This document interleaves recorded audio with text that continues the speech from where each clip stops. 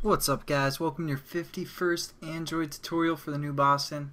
Again with me, Travis. What we're going to do in this tutorial is basically set up a menu for a menu class for the most part.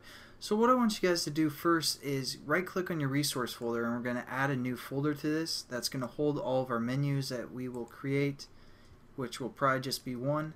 Again, make sure you select the resource folder and in all lowercase type menu. Hit finish. And then in our menu class, we're going to add an XML file to this. So we're going to go Android XML file, or you can go to other Android and then Android XML file.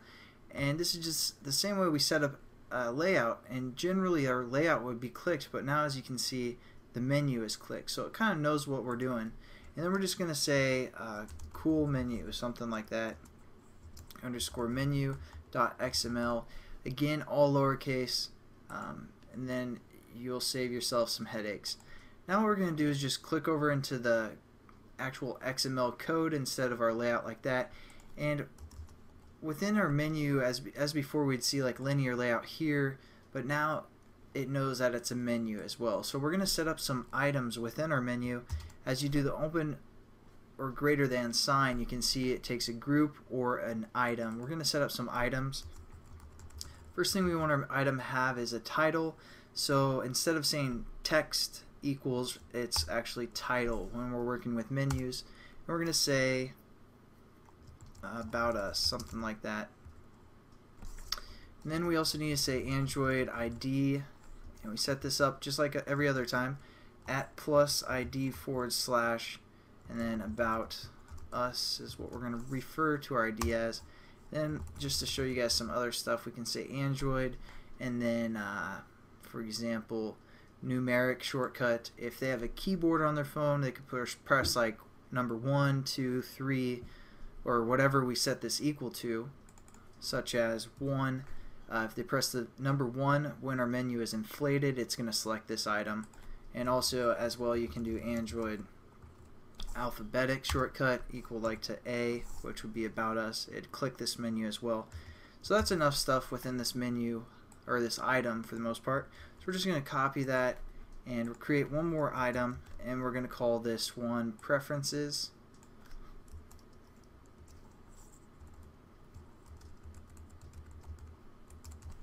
And then for the ID, we're going to say preferences, and then just change. I'm just going to delete these because I don't really care about those for the most part. My phone doesn't have a keyboard, it's just touch screen, so my mouse keeps dying on me, so can't really select stuff as well. Alright, so there we go. Got our 2 items set up.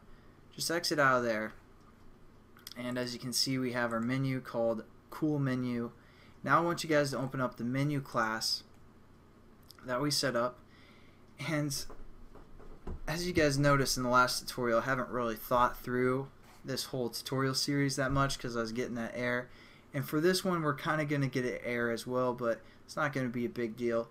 And I'm also going to minimize all of these methods within here and our variables, and you can do that right here by these buttons next to our blocks of code, and just minimize it, then minimize our onCreate method, minimize our onList item click method, and it kind of cleans up the code. So they're still there, obviously, so you can, maximize and minimize.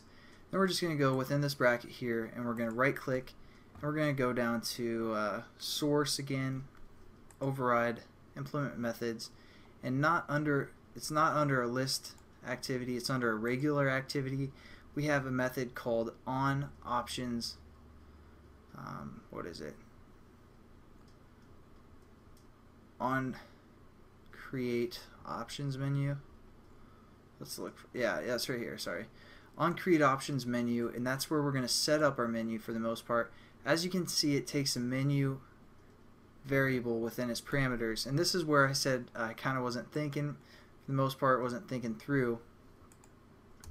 And so basically all it does is it defines a menu variable called menu lowercase, and as you can see, it has the Android.view, so it's kind of more specific, because if we didn't include that, for example, like this, what it'd be referring to is this class that we set up called menu, which is not what we want.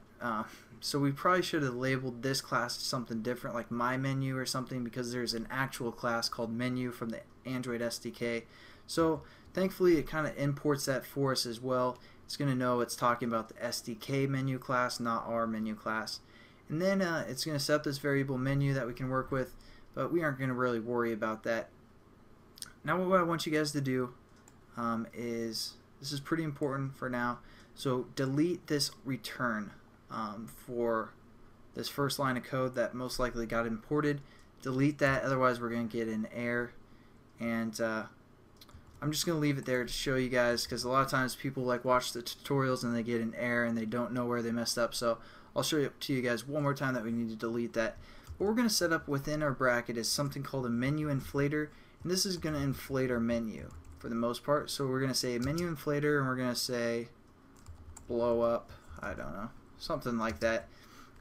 Again, we have to import our MenuInflater class so we can use its sweet methods, and we're just going to use a method called getMenuInflater. So it's getMenuInflater. This will kind of just be a method that we can use. So now we can say blow up dot inflate, which is a method from the menu class or MenuInflater class. And as you can see, it takes a resource menu item and also a menu item as well. So our resource menu item is what we just set up in that menu class. So we're going to say r.menu, referring to the menu folder and our resources, and then cool menu, and we're good for our first parameter. Again, our second parameter, it gave us some data. We're going to use that data. That gives us, and they labeled that data menu, all lowercase, so that's what we're using there. And basically all we have to do now is get rid of that error, because again, if you guys weren't paying attention, this is where we fix this. So just delete the return, and then down below we're going to say return true, and then a semicolon. And basically we have our MenuInflater working, and I'll show you what that looks like. So we run the program or run the application. And again, yeah, I probably should not called this class menu when we started, but no biggie.